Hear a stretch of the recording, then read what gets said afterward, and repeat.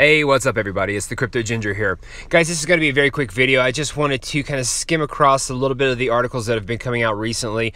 We just got great news from Coinbase Pro that they will be listing XRP as of today. So anybody who is on Coinbase Pro, you should be able to access buying in and out of XRP again through Coinbase Pro. Here we have an article from continentalcorporation.com where we see that Continental, Commerce Bank, and Simons successfully field tested blockchain technology on Monday market.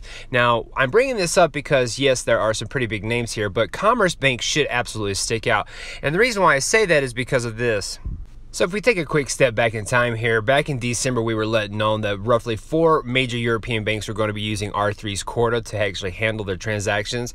And of course, if you look in this article here, we can easily see those 4 banks: Commerce Bank, ING, Natixis, and Rabobank. And of course, they're all going to be using Corda's platform. So it really just helps go back to the idea that with this Commerce Bank process that's taking place here, where they've successfully field tested the blockchain technology with money market, this is something that's very big when it comes to the expansion of what's happening on a global scale here. You have big name companies out there taking advantage of R3 Corda's platform, and you can see in the article it does kind of state here that Commerce Bank provided the Corda-based blockchain platform through this research and development. Of course, they're considering the main incubator between these different companies. So if you take a quick glance at R3's site here, r3.com, you can easily see R3 launches universal settlement application to facilitate global payments on Corda.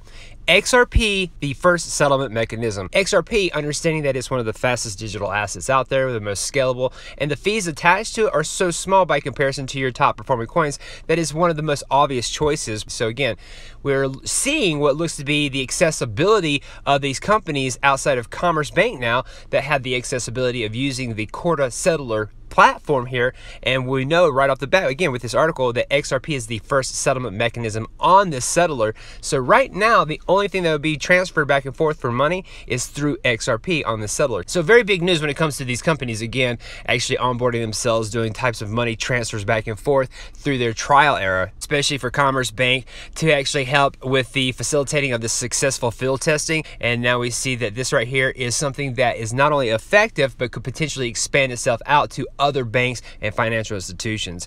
I want to quickly go over a couple other articles as well.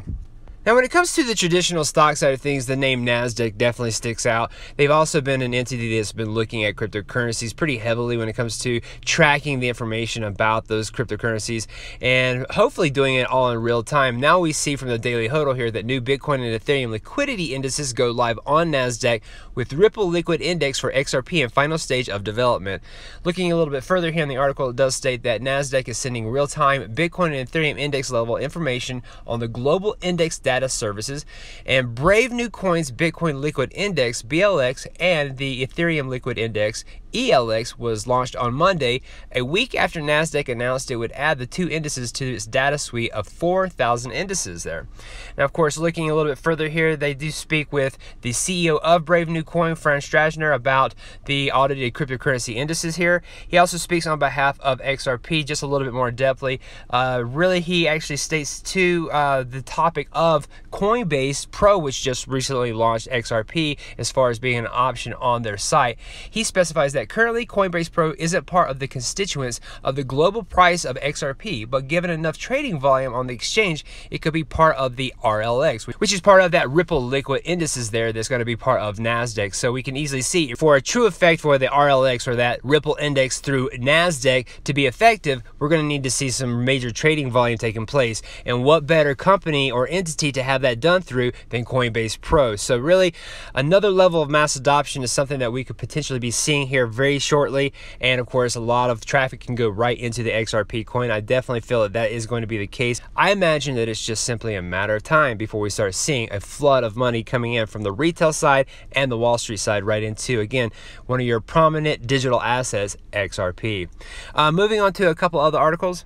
Now, this is an article that I found very interesting here from coinspeaker.com. I won't go too far into this because I think the title alone is very self-explanatory. We see that Vitalik Buterin, who is basically the co-founder of Ethereum, has recently come out stating that Ripple's XRP is better than Bitcoin. And this actually was something established on Twitter. So basically we have Pierre Rochard here, who is stating that this is the real stablecoin and store of value. You may not like it, but this is what peak sound money looks like. And of course, he's pertaining responding to what looks to be a Bitcoin chart. Here we have Vitalik Buterin responding immediately after that, stating that, "I think you want to use XRP. The chart for XRP would look the same, so it's also sound money, but they have institutional adoption and partnerships, so they're better." And that, again, guys, is coming from Vitalik Buterin, the man himself that really is the name of Ethereum there. So having him actually specify and acknowledge XRP in this manner here, just again, a very comical situation here. One last thing I wanted to quickly go over as well. When it comes to the topic of altruism, I kind of briefly mentioned in my last video that there are members of the XRP community who really go out of their way to tip anybody, whether they're a content creator or just simply randomly, using the XRP tip bot. And I thought that that was really cool, and I wanted to segue that information here with this article where we have Ripple CEO Chris Larsen is going to be donating 7 billion XRP to the underbanked. And I'm saying this because this is absolutely huge news for those who are dealing with not being able to get a bank account, whether it's a checking account or a savings account. The idea here is that through this donation, people will be able to access cryptocurrencies, more importantly, XRP digital asset, and get them more acclimated with how this entire system works, this entire ecosystem, if you will. And again, just the idea that these underbanked people will be able to become their own bank is fantastic news. And this right here should absolutely be another catalyst for spurring mass adoption.